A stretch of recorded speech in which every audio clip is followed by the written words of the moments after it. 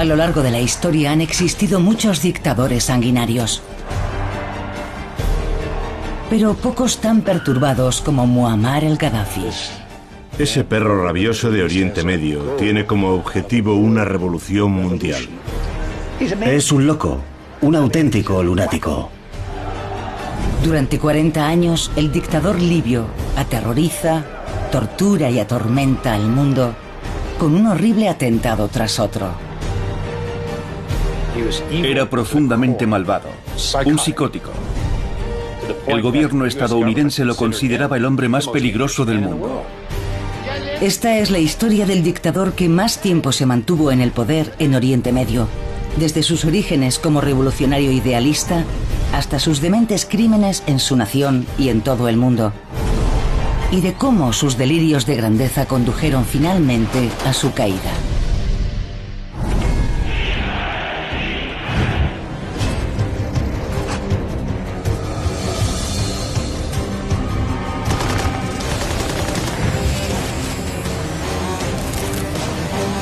La evolución del mal, capítulo 10, Gaddafi, el perro rabioso de Oriente Medio.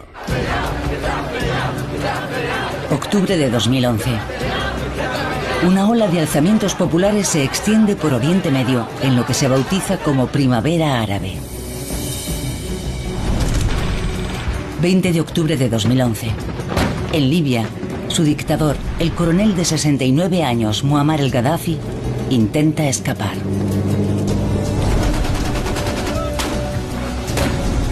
Dos meses antes, los rebeldes apoyados por la OTAN le han obligado a huir de la capital, Trípoli.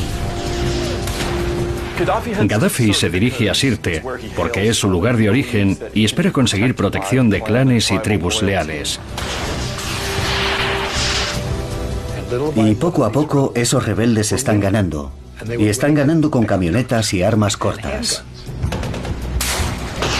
Tras tomar el último reducto de Gaddafi, los rebeldes se acercan a su objetivo principal, el dictador mismo. Hay aviación francesa bombardeando la zona. Es un escenario muy caótico. De repente, el convoy del coronel es objeto de un ataque aéreo de la OTAN, que obliga al otrora todopoderoso tirano a refugiarse en un conducto de aguas residuales. Pero ¿cómo ha llegado a verse en esta situación?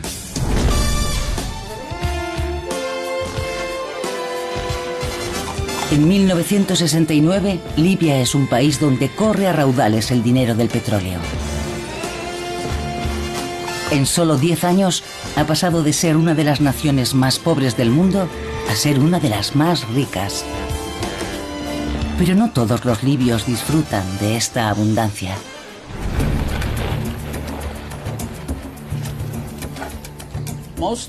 La mayoría de los libios vivía en zonas rurales, en condiciones muy difíciles.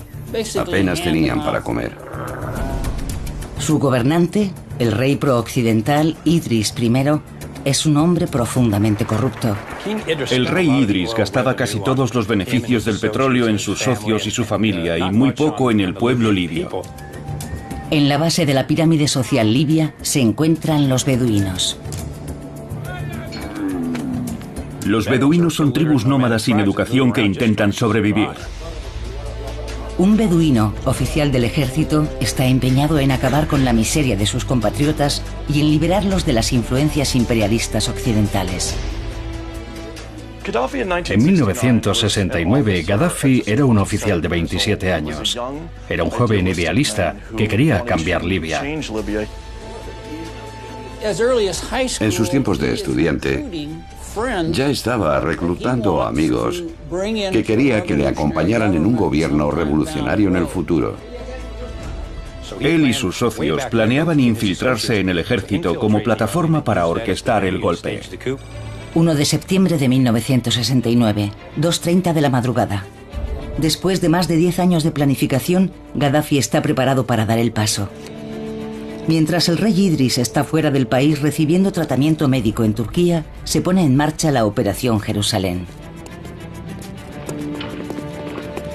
Gaddafi toma el cuartel de Berka, en Bengasi, la segunda ciudad de Libia.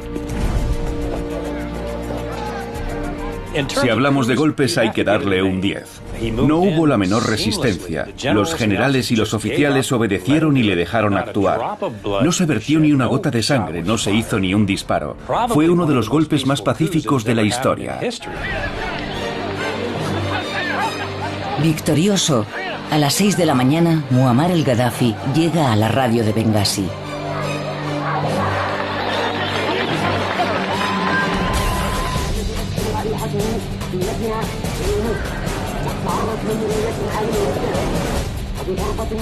Desde ahora Libia será libre y pasa a ser la República Árabe Libia. Hermanos libres en una sociedad que, Dios lo quiera, enarbolará la bandera de la hermandad y la igualdad. Por toda Libia la gente exultante salió a las calles celebrando la llegada del nuevo gobierno, dirigido por un hombre de la calle. Gaddafi forma con sus cómplices un nuevo consejo del mando revolucionario. Él es su presidente. A los 27 años es el hombre más poderoso de Libia. Para el pueblo libio, el nuevo líder parece una fuerza positiva. Es progresista. Dice que quiere modernizar la nación con la revolución socialista de Al-Fatah. Se dictan nuevas políticas radicales que permitirán utilizar la riqueza del petróleo para ayudar a los más pobres. Construyó carreteras, escuelas, redujo el analfabetismo, aumentó la esperanza de vida de la población. Gaddafi construyó complejos de viviendas. Insistió mucho en eso, decía, estas casas son propiedad vuestra. Durante un tiempo la calidad de vida en Libia era mayor que en otros estados como Brasil o la Rusia soviética. Todo forma parte del plan del joven coronel Gaddafi para convertirse en un gran líder árabe, como el héroe de su juventud, el carismático presidente egipcio Gamal Abdel Nasser. Gaddafi ve a Nasser como un padre ideológico. Abdel Nasser era para Gaddafi el héroe absoluto. Nasser era el primer revolucionario panárabe y Gaddafi empezó a escucharlo en la radio cuando estaba en la escuela secundaria y de inmediato se identificó con él, tanto que se convirtió en su ídolo. Memorizó todos sus discursos. Cuando era estudiante siempre estaba subiéndose en una tarima y recitando los discursos de Nasser de memoria. Estaba obsesionado con aquel hombre. Daba un gran énfasis a la libertad, el socialismo y la unidad. Los mismos temas que Nasser había identificado anteriormente con la revolución egipcia. Y por libertad se refería, dentro de Libia, a la independencia de potencias extranjeras y del dominio extranjero, como muestran especialmente los tratados base firmados con Gran Bretaña y Estados Unidos. Y fuera de Libia se refería a la libertad de asociarse con el mundo árabe bajo una especie de nacionalismo árabe. La unidad también era un tema dominante. Unidad no solo en el sentido de suscribir acuerdos verbales con las naciones árabes, sino de buscar la unidad práctica de los árabes, como había proclamado Nasser. El tercer tema que desarrolló fue el socialismo. Y por socialismo entendía tomar las riquezas de Libia y distribuirlas más equitativamente entre el pueblo de Libia. Y eso es diferente del comunismo, que él no apoyaba, porque lo consideraba un sistema sin Dios. Y él era musulmán, practicante, y consideraba al Islam parte de su revolución total. Debido a sus éxitos en la lucha contra la influencia occidental en Egipto, sus profundas reformas y políticas de modernización, Nasser es ampliamente considerado el líder del mundo árabe.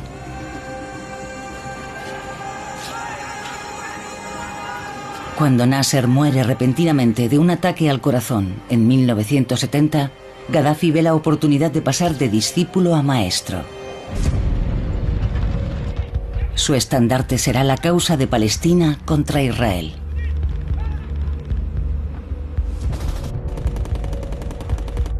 Gaddafi odiaba a Israel desde el principio. Consideraba a Israel un ladrón de tierras musulmanas. Para él, Israel es el gran símbolo de la tiranía de Estados Unidos y Occidente en Oriente Medio. Veía a Israel como una especie de proyecto neocolonial que se había impuesto al mundo árabe. Para él era algo que ofendía la dignidad árabe y clavaba una cuña en el corazón de Oriente Medio. Ahora que es el líder de Libia, lo que necesita es demostrar al resto de los árabes que también puede ser su líder. Noticia de última hora desde la Villa Olímpica de Múnich, donde a primera hora de esta mañana, guerrilleros palestinos armados atacaron la residencia del equipo israelí. Los terroristas mataron a 2 israelíes y ahora mantienen a 20 atletas y 6 funcionarios como rehenes. En septiembre de 1972, el mundo contempla horrorizado el ataque a las Olimpiadas de Múnich del grupo palestino Septiembre Negro. Lo que no todo el mundo sabe es que Septiembre Negro está financiado por Gaddafi. Gaddafi lo consideró una operación aceptable dentro de su visión del mundo. Y pese a los sangrientos asesinatos que cometieron aquellos terroristas, él los consideraba héroes. Los guerrilleros exigen que se les permita abandonar Alemania en un avión cuando se cumplan el resto de sus condiciones. En el enfrentamiento final mueren todos los rehenes israelíes y 5 terroristas. Gaddafi hace que los cuerpos de los terroristas se trasladen a Libia. Cuando los palestinos muertos llegaron a Libia, yo diría que para el mundo la escena fue muy extraña. Sacaron los féretros del avión, por supuesto, y Gaddafi lo televisó para que todo el mundo lo viera. Era truculento y macabro para cualquier persona normal, pero no para Gaddafi. Cuando los 3 terroristas supervivientes son liberados, también son trasladados a Libia. Allí, el líder libio los trata como a estrellas del rock. Él sabía que iba a ser un acontecimiento internacional, un drama internacional, y él se veía como el director y el productor de aquel drama. Gaddafi estaba diciéndole al mundo entero: mirad lo poderoso y lo grande que soy, mirad lo que he hecho. Muammar el Gaddafi, yo soy Libia. El problema es que ni siquiera el mundo árabe le está escuchando. Entonces Gaddafi comprende algo. Si quiere que se fijen en él, tiene que proyectar su poder más allá de la región. Gaddafi sentía que era mucho más que el pequeño dictador de un país de apenas 6 millones de habitantes. Con una población tan reducida, no hay armamento militar que pueda ayudar a este revolucionario con aspiraciones internacionales a alcanzar su objetivo. Pero sí tiene algo muy poderoso: dinero. Y en grandes cantidades. Y con ese dinero, Gaddafi apoya y financia a uno de los luchadores por la libertad más importantes de la época, Nelson Mandela. Ciertos líderes occidentales, sobre todo en Gran Bretaña, veían a Mandela como un alborotador y un terrorista. Pero Gaddafi no lo ve así. No solo fue el primero en apoyar al Congreso Nacional Africano, sino que en muchos casos fue el único. Apoyó a Mandela porque era el débil, era el perdedor que se enfrentaba a la gran Sudáfrica imperialista. Se hicieron muy amigos y se fotografiaron juntos varias veces. Y cuando Gaddafi le apoyaba era porque se veía a sí mismo en Mandela. Nelson Mandela llamaba a Gaddafi hermano líder. Y en reconocimiento a su apoyo verbal y financiero, uno de los nietos de Mandela recibe el nombre de Gaddafi. Gaddafi financió a una extraña colección de organizaciones insurgentes, comunistas y terroristas, realmente extraña, y veía a todas estas organizaciones como a pequeños grupos que se enfrentaban a grandes gobiernos tiránicos e imperialistas. Y Gaddafi se convierte en uno de los mayores patrocinadores del terrorismo internacional. Se dice que en todas las bombas puestas por el IRA en el Reino Unido se utilizó un explosivo plástico llamado Semtex, proporcionado por Libia. Tenía vínculos con las FARC en Colombia, con Abu Sayyaf en el sur de Filipinas, con el grupo de Abu Nidal. Apoyó al movimiento de los Panteras Negras, a ETA, a la fracción del Ejército Rojo en Alemania y a organizaciones afiliadas en Italia. Para Gaddafi el terrorismo no es solo político, acaba convirtiéndose en algo muy personal. Obtenía placer del terrorismo.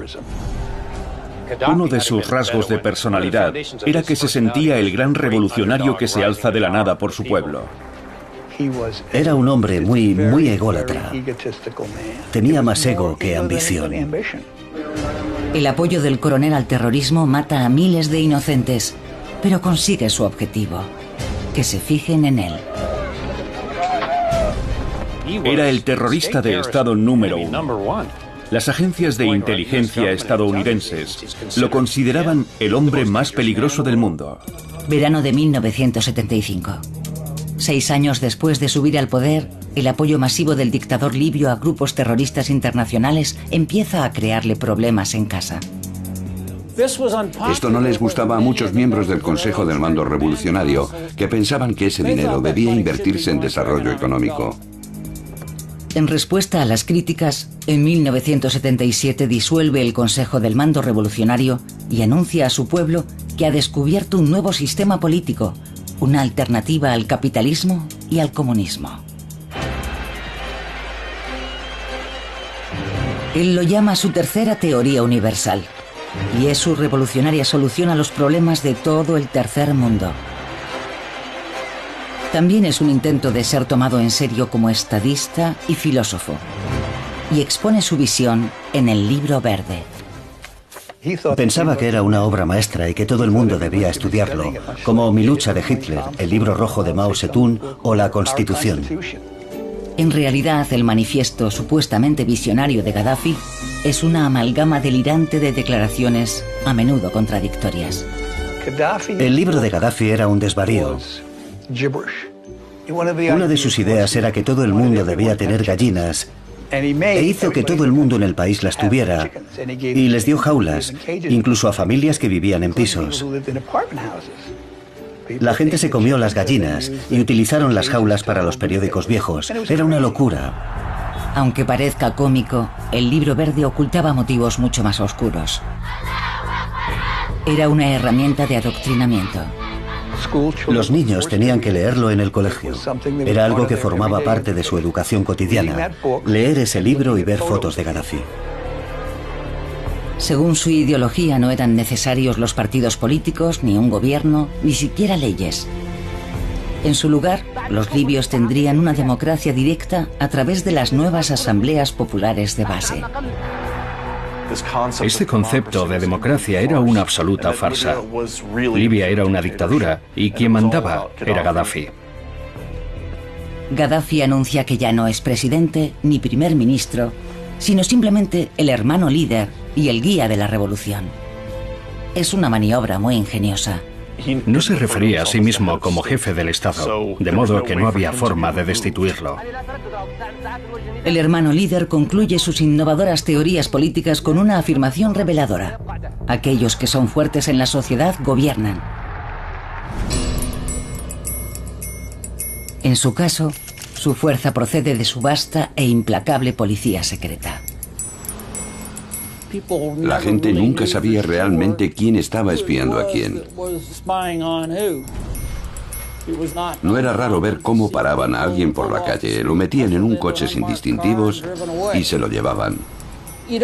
No hace falta ver algo así muchas veces para que todo el mundo empiece a pensar, ¿habré hecho algo malo? ¿Seré yo el siguiente? Y si Gaddafi decide que estás en su contra, te aplastará. 5 de junio de 1984, pabellón de baloncesto de Bengasi. Estas son imágenes reales emitidas en la televisión estatal libia en 1984. Cientos de niños, algunos de solo 6 años, se encuentran reunidos en el pabellón de baloncesto de Bengasi. Aparecen los jueces y anuncian que van a juzgar a Sadiq Shwedi, de 30 años. Sadiq Shwedi era un joven que había estudiado ingeniería en Estados Unidos.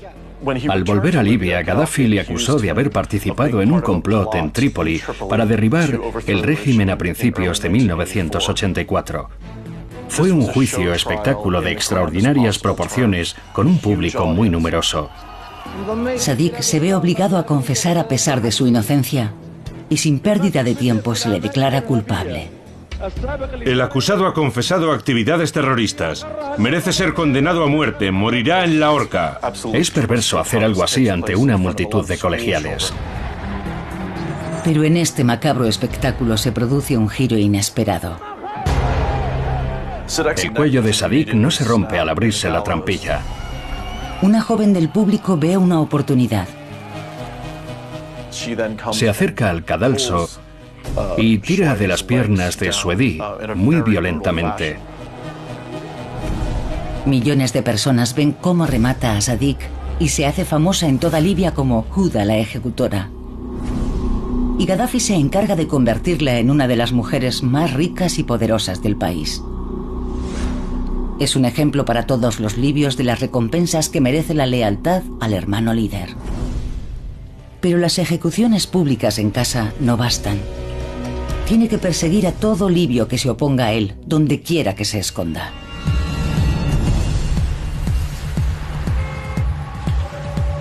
Los servicios de inteligencia de Gaddafi se extendían por todo el mundo, así que podía encontrarte en El Cairo, en Londres, en París. Tenía los medios para encontrar a sus disidentes.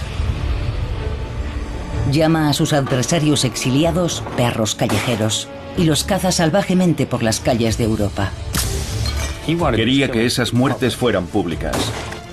Era parte de su modus operandi. No como los soviéticos, que envenenarían a alguien y lo harían desaparecer en secreto. Gaddafi quería cometer esos asesinatos en lugares públicos para demostrar su poder y hasta dónde llegaban sus tentáculos fuera de Libia. 17 de abril de 1984, Londres, Reino Unido. Cuando un grupo de disidentes protesta pacíficamente ante la embajada libia en Londres, agentes de Gaddafi abren fuego indiscriminadamente. Una policía delante de los manifestantes recibió un disparo en el estómago. La agente de policía Yvonne Fletcher, de 25 años, recibe un disparo fatal, asesinada en plena luz del día. El objetivo de captar la atención del mundo está conseguido. El Reino Unido rompe las relaciones diplomáticas con Libia.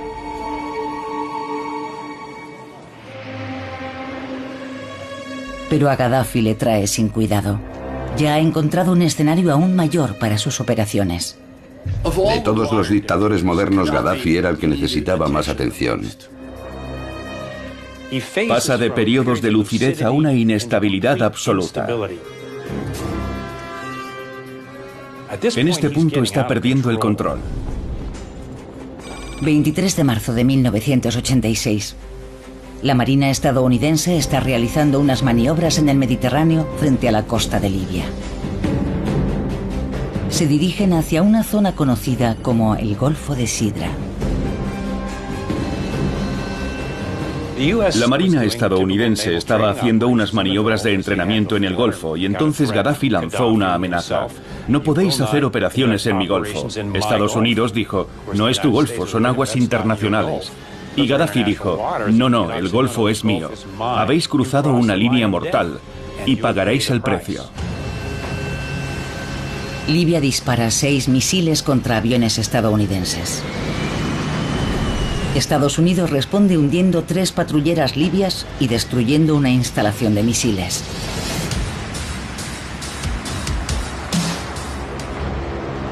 Entonces Gaddafi sube la apuesta, declarando que es tiempo de guerra. Y piensa pelear sucio. Sus acciones lo ponen en rumbo de colisión contra Estados Unidos, que le declara su enemigo público número 1. 4 de abril de 1986. Agentes de inteligencia estadounidenses en Berlín Oeste interceptan un extraño télex enviado desde la embajada libia en Alemania Oriental. Trípoli estará satisfecho cuando vea mañana los titulares. Horas después, una mujer entra en un club nocturno de Berlín Oeste. El Club Label era conocido como el Club de los Estadounidenses. Era donde solían ir los soldados con sus familias. Y si querías atacarlos en Alemania, ese era el lugar. Y esta noche no es diferente. La pista de baile está atestada de soldados estadounidenses.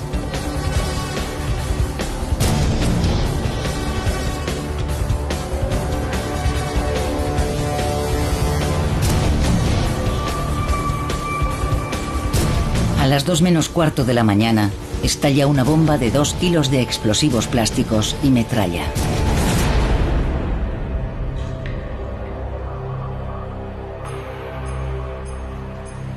Mueren 3 personas, entre ellas 2 soldados estadounidenses. Otras 229 resultan heridas. Muchas sufren lesiones que cambiarán su vida. Fue un acto horrendo y conmocionó a Estados Unidos, por supuesto. Fue uno de los primeros ataques directos en los que morían soldados estadounidenses en una explosión así. Creó una gran indignación. Poco después, la inteligencia americana en Berlín intercepta un nuevo mensaje dirigido a Libia. A la 1:30 de esta mañana se realizó con éxito la operación sin dejar rastros de nuestra identidad. Quedó claro quién había sido y los siguientes mensajes lo confirmaron, ya que los agentes seguían alardeando. Había sido Libia. Washington ya no tiene dudas. Gaddafi es el enemigo público número 1 de Estados Unidos. Ese perro rabioso de Oriente Medio tiene como objetivo una revolución mundial. 10 días más tarde, el presidente Reagan da luz verde a la operación Cañón de El Dorado.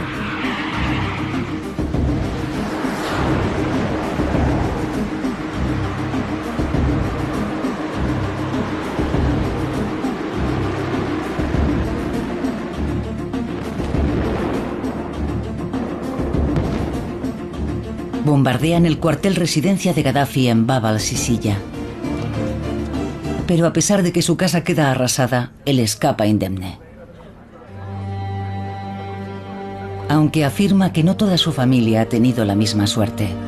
Gaddafi apareció diciendo que habían matado a Hannah, su hija adoptiva.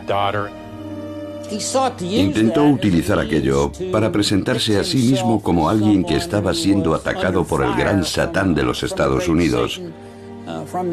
Y lo utilizó para reforzar el apoyo popular a su persona y a su régimen. Y clama contra Occidente. Su gobierno es un gobierno terrorista. Reagan es el mayor terrorista del mundo. Ustedes no conocen la civilización. Nosotros somos una nación civilizada. Pero no todo es como parece. Resultó ser toda una farsa. Su hija no había muerto. Pero la verdad no va a impedir que Gaddafi ejecute su venganza contra Estados Unidos. Inmediatamente después del ataque, casi se podía ver que estaba mentalmente trastornado por el ataque. Era relativamente inestable, pero estaba loco. No se le podía hacer algo así a Muammar el Gaddafi, el grande, el hermano líder. Y a todo aquel que lo hiciera, había que ponerlo en su sitio. 21 de diciembre de 1988. Entre los 259 pasajeros y tripulantes que embarcan en el vuelo 103 de Pan Am en el aeropuerto de Heathrow, en Londres, está Michael Bernstein, de 36 años. Nos hicimos novios en la universidad. Éramos muy felices. Tenía un maravilloso sentido del humor y era un padre increíble. Adoraba a sus hijos. A las 6:25 de la mañana, el avión despega hacia Nueva York.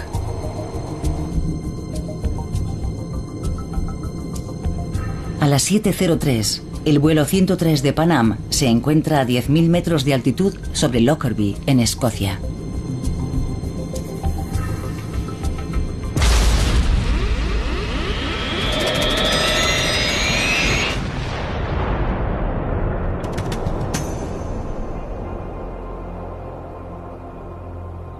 Una bomba había abierto un boquete de medio metro en la bodega de carga.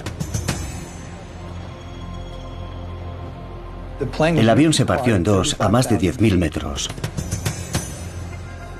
Se convirtió en una enorme bola de fuego que cayó del cielo, 100.000 kilos envueltos en combustible ardiendo. Fue como si hubiera estallado una bomba gigante y se registró como si fuera un terremoto debido a su magnitud.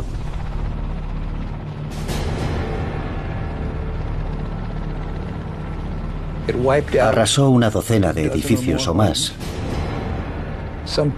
De algunas de las personas que estaban en las casas no se encontró ningún resto. 270 personas mueren en el desastre de Lockerbie, entre ellas el marido de Stephanie, Michael.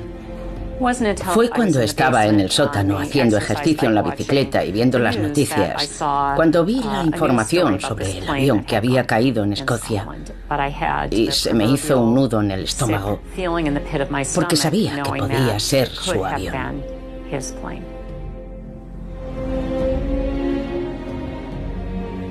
Mi hijo bajó primero. Acababa de cumplir 4 años.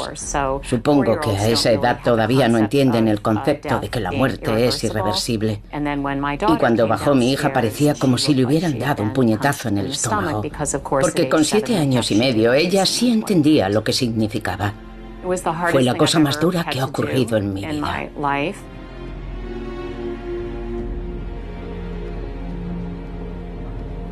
En aquel momento, el atentado de Lockerbie es el peor acto de terror jamás perpetrado contra ciudadanos estadounidenses.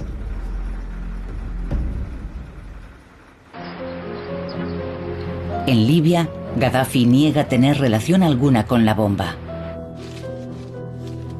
En aquel momento casi todo el mundo pensaba que había sido Irán. No supimos que había sido Libia hasta más tarde. El miedo era no llegar a saber quién había sido. Primero, si el avión no hubiera ido retrasado, se habría estrellado en el océano y jamás habríamos encontrado la caja negra ni nada, pero cayó en Escocia. Pudimos recoger restos y ayudar a la gente y finalmente encontrar pruebas. Pero entonces nadie sabía quién había sido y nadie nos daba respuestas. Y no nos daban respuestas porque no las sabía, nadie lo sabía. 19 países diferentes estaban participando en la investigación, porque había víctimas de 19 nacionalidades en el avión. Entonces fue la mayor investigación de la historia del FBI. La primera prueba que encontraron fue un pequeño circuito impreso incrustado en un trozo de metal. Al analizarlo y unir las piezas, descubrieron que era similar al de un detonador que un agente libio había utilizado previamente en una bomba de Semtex para otro atentado que se frustró. Era el mismo tipo de circuito.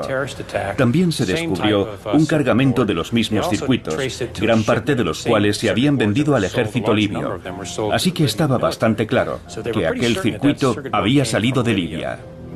A pesar de las negociaciones de Gaddafi, una investigación de casi 4 años revela que 2 agentes libios introdujeron la bomba en el avión. Aquello lo cambió todo para la CIA en Estados Unidos. Teníamos un enemigo entre manos que era capaz de hacer algo así y realizar un plan tan complejo sin ser detectado. Las Naciones Unidas responden con duras sanciones. Gaddafi se convirtió en una especie de paria internacional. Y aquello no le gustaba porque siempre había considerado a Libia un escenario demasiado pequeño. Para él una píldora difícil de tragar. La respuesta del dictador libio al aislamiento internacional es sumergirse aún más en la crueldad y en la sed de venganza. Sus métodos son cada vez más brutales. Un ejemplo es la suerte que corrió su exministro de Asuntos Exteriores. Mansour Rashid el-Kiki había huido del país en 1980. Durante 13 años, Gaddafi planea su venganza. 10 de diciembre de 1993. El Cairo, Egipto. El-Kiki llega a El Cairo para una reunión de la Organización Árabe por los Derechos Humanos que había ayudado a crear. Que alguien que ha sido uno de tus hombres de confianza se vuelva en tu contra, haga duras declaraciones públicas y organice la oposición contra ti en el extranjero, era algo inaceptable para Gaddafi, que decidió que tenía que eliminar a el-Kiki. Los agentes de Gaddafi lo están esperando.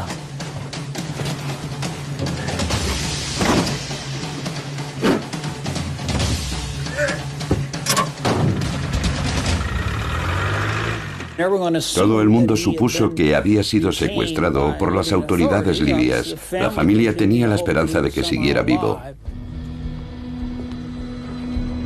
En realidad, solo una persona volverá a verlo vivo. Esa persona es Muammar el-Gaddafi y lo guarda en su congelador.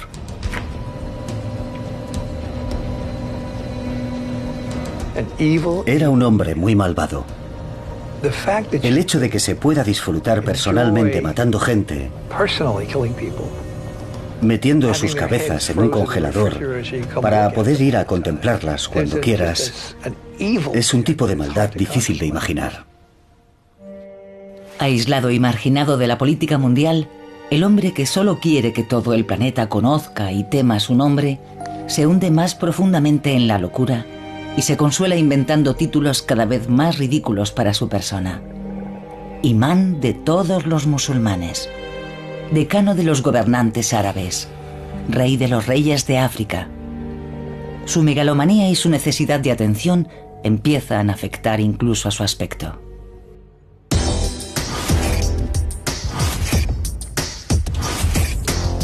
Los atuendos de Gaddafi eran cada vez más llamativos y extravagantes, hasta el punto de convertirse en el Liberace del mundo árabe.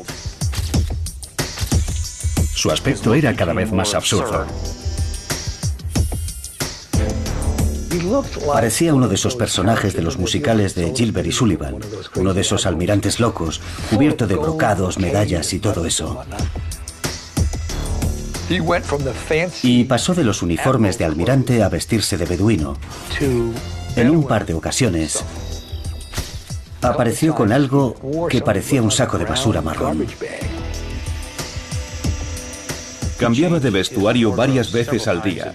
Cuando le preguntaban por qué, respondía que él marcaba las tendencias de la moda en su país, que lo que él vestía se ponía de moda entre el pueblo. Se había convencido a sí mismo de que sus atuendos eran lo que le gustaba a la gente. Para los árabes empezaba a ser un poco embarazoso. Se cansaron de él y entonces pensó, bueno, en realidad no soy árabe, soy africano. Uno de los rasgos distintivos de Gaddafi eran sus tendencias histriónicas. Tenía un desorden de personalidad histriónico. Le encantaba actuar.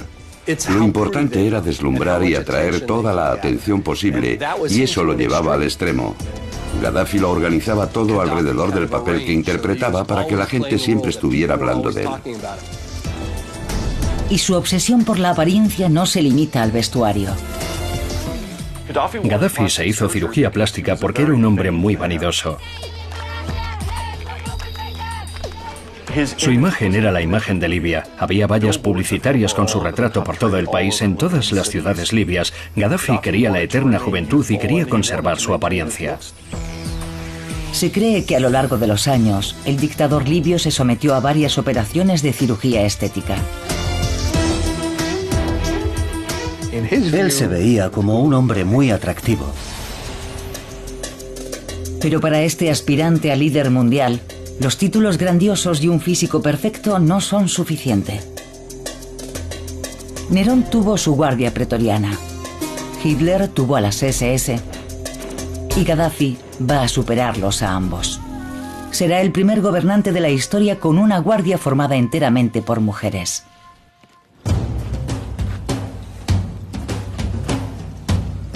Siempre en su estilo, Gaddafi establece unas exigencias muy peculiares para entrar en su guardia amazónica. Para ser una guardia amazónica tienes que ser alta, tener el pelo largo. Tienes que ser guapa y tienes que ser la chica que llama la atención de inmediato. Sobre todo tienes que llamar su atención. Eso es muy importante. En poco tiempo viaja a todas partes con su falange de guardias amazónicas para deleite de los medios internacionales. Él sabía perfectamente que iba a atraer la atención. Públicamente, Gaddafi era un gran defensor de las mujeres.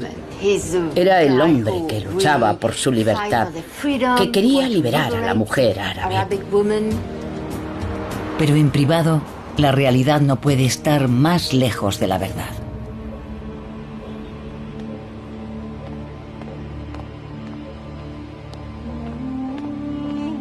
Cuando te convertías en una de las amazonas que le rodeaban, pasabas a formar parte de su harén. Vivían como en una cárcel y él llamaba a las chicas noche y día. Las maltrataba, las obligaba a acostarse con 1, 2, 3, 4 personas. Y las obligaba a fumar, a beber, a bailar, a tomar cocaína. Era como una bestia, como un animal. Y las amazonas no son las únicas presas de Gaddafi. Estaba obsesionado con el sexo. Se ha dicho que necesitaba acostarse con 4 chicas diferentes al día. Gaddafi utiliza su posición como hermano líder para buscar más víctimas. También en sus visitas oficiales a escuelas. Los colegios, por supuesto, eran una fuente perfecta para él. Cuando le ponía a una niña la mano en la cabeza, era la señal que les decía a sus guardaespaldas: esta la quiero. Y ella ya podía despedirse de su infancia. Iba a bodas y elegía a las chicas que quería. Las secuestraba y las violaba. Y a veces las mataba y no se volvía a saber de ellas. Las mujeres y las niñas elegidas por Gaddafi no pueden hacer nada. El sexo y la violación son totalmente tabú. No se puede hablar de eso en Libia. Es una sociedad muy conservadora. Una violación significa que tu vida está totalmente destruida. Que todos te van a rechazar si se sabe. Que te van a expulsar de tu familia. Es el crimen perfecto. Y el criminal, el mismo Gaddafi, podía hacer lo que quisiera porque sabía que nadie iba a hablar. Pero las violaciones no solo satisfacen los deseos básicos de Gaddafi, las utiliza para aterrorizar a sus opositores. Utilizaba el sexo para dominar a la gente, para humillarla. Lo utilizaba como una herramienta para gobernar. Y cuando quería humillar a alguien, sobre todo a hombres ricos y poderosos de su país, solía violar a sus hijas o esposas. Es imposible saber a cuántas mujeres y niñas violó Gaddafi. Creo que se podría decir que es el violador más prolífico de la historia. Estrambótico, obseso sexual, violador. El reinado de locura de Gaddafi continúa infligiendo a su pueblo interminables sufrimientos, acentuados por las duras sanciones internacionales. Entonces sucede algo que le brinda la posibilidad de relanzar su imagen. Para casi todo el mundo, el 11 de septiembre es una monstruosidad. Pero Gaddafi lo ve como una oportunidad. Fue una verdadera sorpresa. Gaddafi condenó el 11 de septiembre, ofreció su apoyo público y sus condolencias a las víctimas del 11 de septiembre. Condenó a Osama Bin Laden. De hecho, llegó a emitir una orden de captura contra Osama Bin Laden. En una nueva acción publicitaria, Gaddafi se ofrece a donar sangre a las víctimas del 11 de septiembre. El hermano líder no siente ningún aprecio por el fundamentalismo islámico, ya que lo ve como una posible amenaza. Y así, el hombre que ha sido el mayor terrorista del mundo se une a la guerra contra el terror. Proporcionó inteligencia valiosa a la CIA y a Washington sobre movimientos de Al-Qaeda y otros grupos terroristas, y era inteligencia legítima. Se convirtió en colaborador de inteligencia de Estados Unidos contra Al-Qaeda. Incluso cumple con las exigencias de Occidente. Vio lo que le había ocurrido a Saddam Hussein. Obviamente se lo pensó bien y dijo: no quiero que eso me pase a mí. Hoy en Trípoli, el líder de Libia, el coronel Muammar el-Gaddafi, ha confirmado públicamente su compromiso con la inspección y desmantelamiento de todos los programas de armas de destrucción masiva de su país. Muammar el-Gaddafi, el hombre que pretendía liderar al mundo contra Occidente, da un giro de 180 grados para seguir en el poder. Y parece funcionar. El 24 de marzo de 2004, a pesar del asesinato de Yvonne Fletcher, el patrocinio del IRA y el atentado de Lockerbie, el antiguo perro loco de Oriente Medio es recibido en su regreso triunfal por el primer ministro británico, Tony Blair. Con el apoyo de sus nuevos amigos de Occidente, Gaddafi está convencido de que su reinado no acabará nunca. Un error que resultará fatal.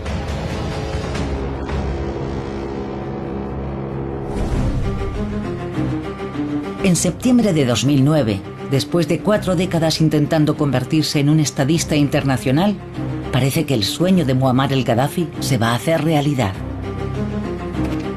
A pesar de los años de asesinatos, torturas y violaciones sistemáticas que han mantenido su régimen tiránico, el dictador libio es agasajado por los líderes mundiales.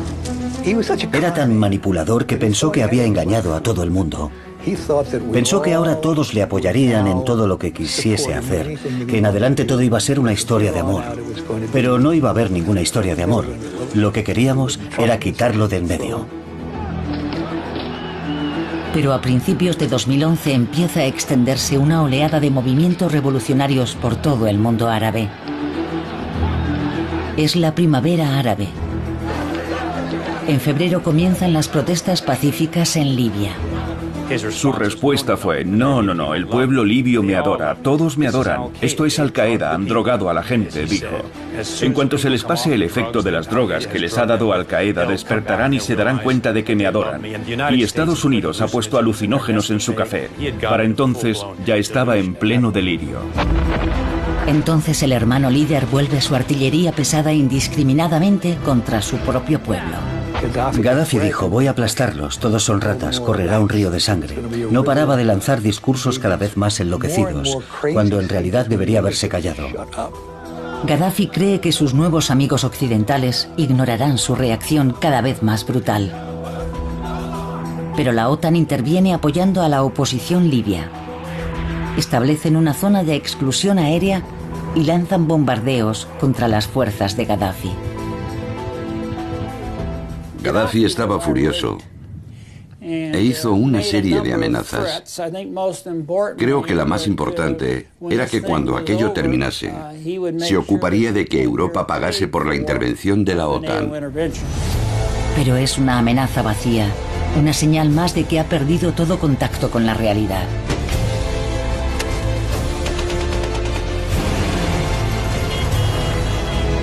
En octubre de 2011, el dictador libio, con 69 años, huye desesperadamente de ciudad en ciudad, mientras los rebeldes apoyados por Occidente ganan territorio. Gaddafi iba a hundirse con su barco. No tenía ninguna intención de abandonar Libia, no tenía ninguna intención de renunciar al poder. Cuando los rebeldes toman Trípoli, Gaddafi emprende la huida y finalmente llega a Sirte, su ciudad natal. Pero en pocas semanas también tiene que huir de allí.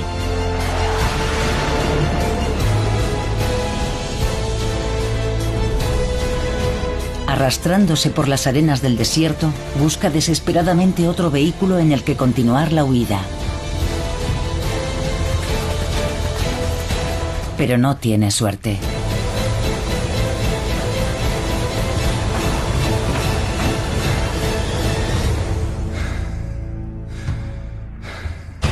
Pocos minutos después, la realidad cae sobre él con todo su peso. Empezó a gritar a sus captores: ¿cómo podéis hacerme esto? Soy vuestro líder, el pueblo me adora. Y uno de aquellos hombres lo abofeteó y le dijo: cállate, perro. Años de opresión y odio acumulados se desbordan.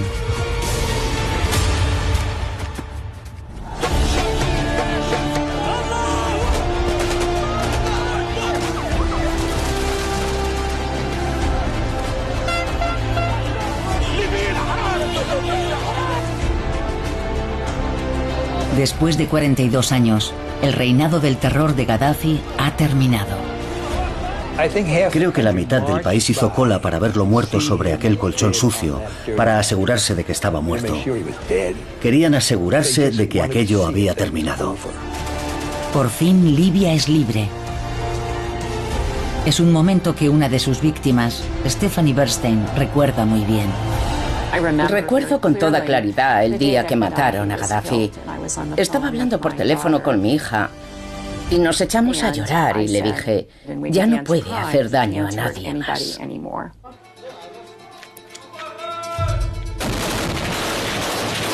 Por desgracia, la revolución de 2011 degeneró rápidamente en una sangrienta guerra civil. Muammar el-Gaddafi dejó a Libia tan dividida que la nación aún sigue luchando por salir del pozo en el que la sumió su maldad.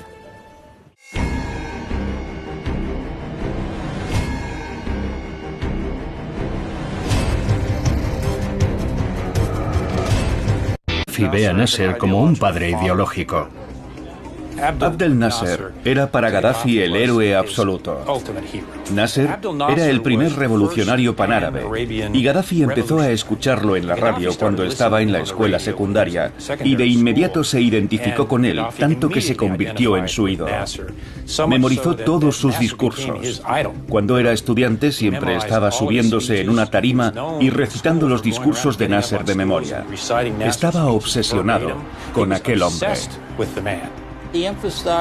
Daba un gran énfasis a la libertad, el socialismo y la unidad. Los mismos temas que Nasser había identificado anteriormente con la revolución egipcia.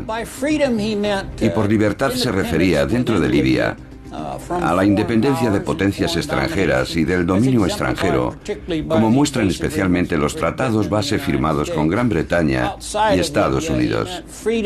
Y fuera de Libia se refería a la libertad de asociarse con el mundo árabe bajo una especie de nacionalismo árabe. La unidad también era un tema dominante. Unidad no solo en el sentido de suscribir acuerdos verbales con las naciones árabes, sino de buscar la unidad práctica de los árabes, como había proclamado Nasser. El tercer tema que desarrolló fue el socialismo. Y por socialismo entendía tomar las riquezas de Libia y distribuirlas más equitativamente entre el pueblo de Libia. Y eso es diferente del comunismo, que él no apoyaba, porque lo consideraba un sistema sin Dios. Y él era musulmán, practicante, y consideraba al Islam parte de su revolución total. Debido a sus éxitos en la lucha contra la influencia occidental en Egipto, sus profundas reformas y políticas de modernización, Nasser es ampliamente considerado el líder del mundo árabe.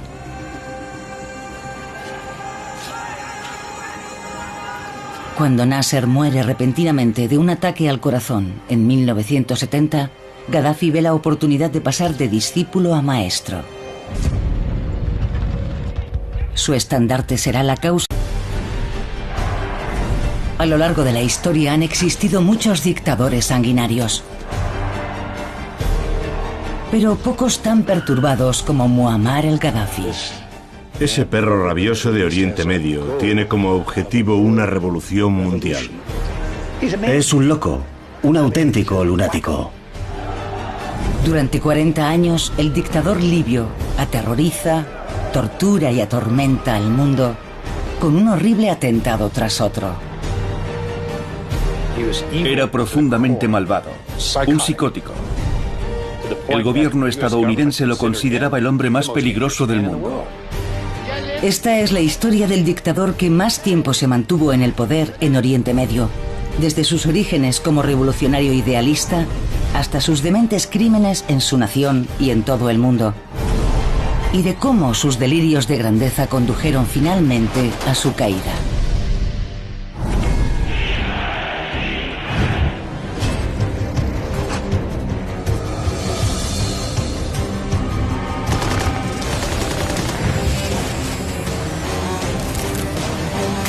La evolución del mal, capítulo 10, Gaddafi, el perro rabioso de Oriente Medio. Octubre de 2011.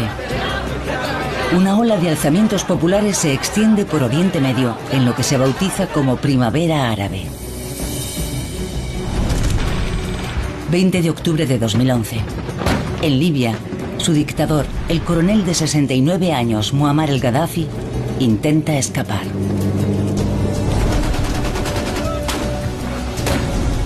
Dos meses antes, los rebeldes apoyados por la OTAN le han obligado a huir de la capital, Trípoli.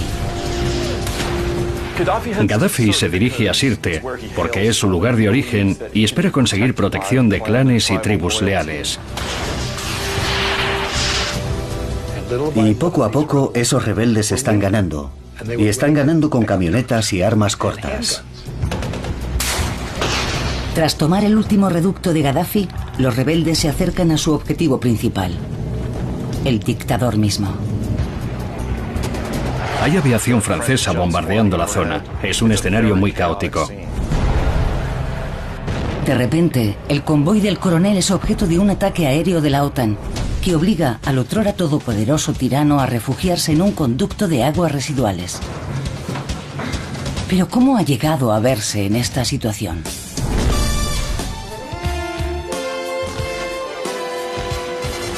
En 1969, Libia es un país donde corre a raudales el dinero del petróleo.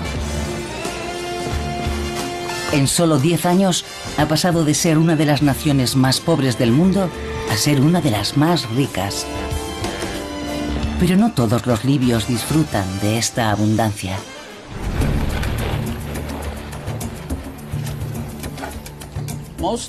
La mayoría de los libios vivía en zonas rurales, en condiciones muy difíciles. Apenas tenían para comer. Su gobernante, el rey pro-occidental Idris I, es un hombre profundamente corrupto.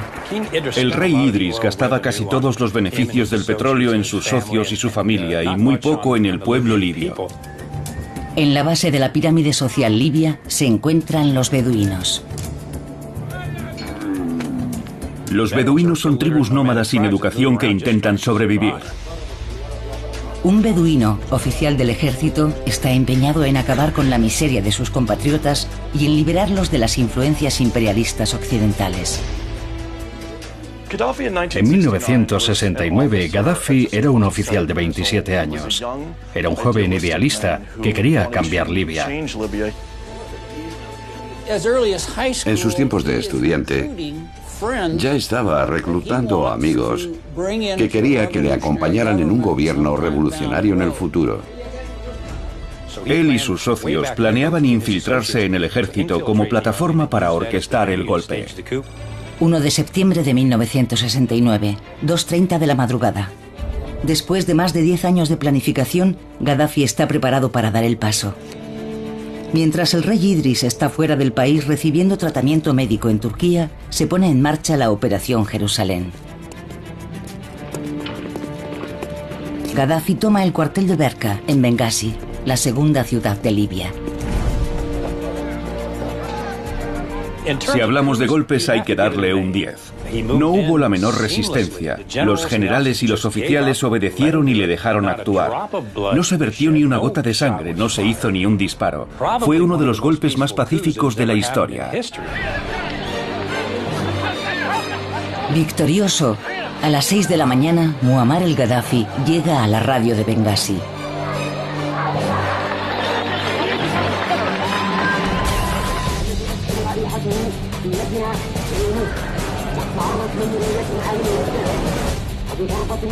Desde ahora Libia será libre y pasa a ser la República Árabe Libia.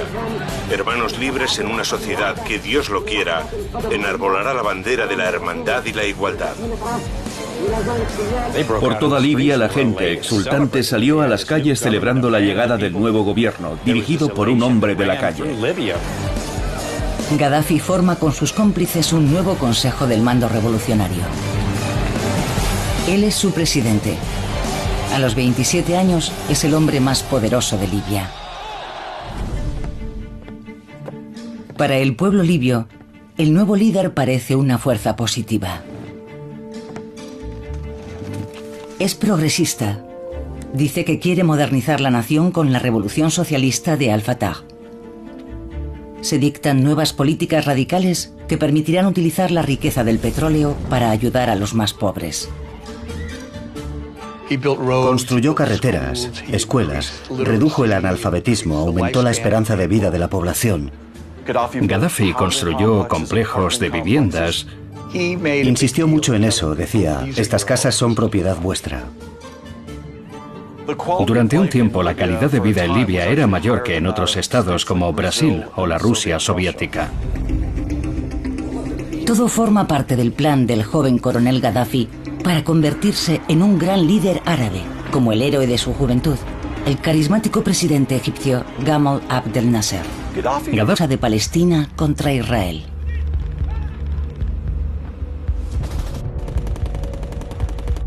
Gaddafi odiaba a Israel desde el principio.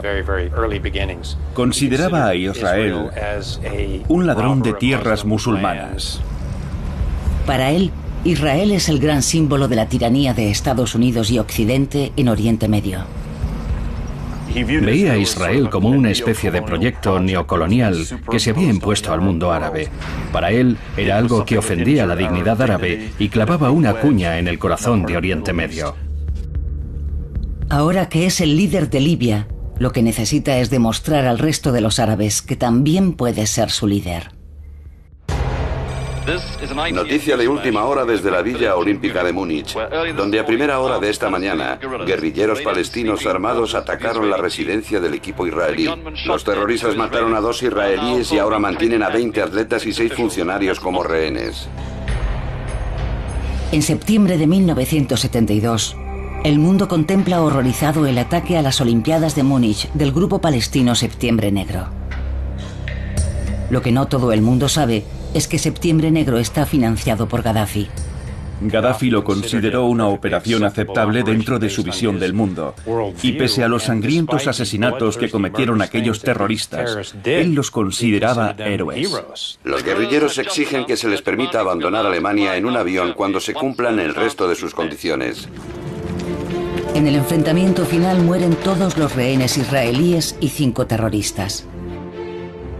Gaddafi hace que los cuerpos de los terroristas se trasladen a Libia. Cuando los palestinos muertos llegaron a Libia, yo diría que para el mundo la escena fue muy extraña. Sacaron los féretros del avión, por supuesto, y Gaddafi lo televisó para que todo el mundo lo viera. Era truculento y macabro para cualquier persona normal, pero no para Gaddafi. Cuando los 3 terroristas supervivientes son liberados, también son trasladados a Libia. Allí, el líder libio los trata como a estrellas del rock. Él sabía que iba a ser un acontecimiento internacional, un drama.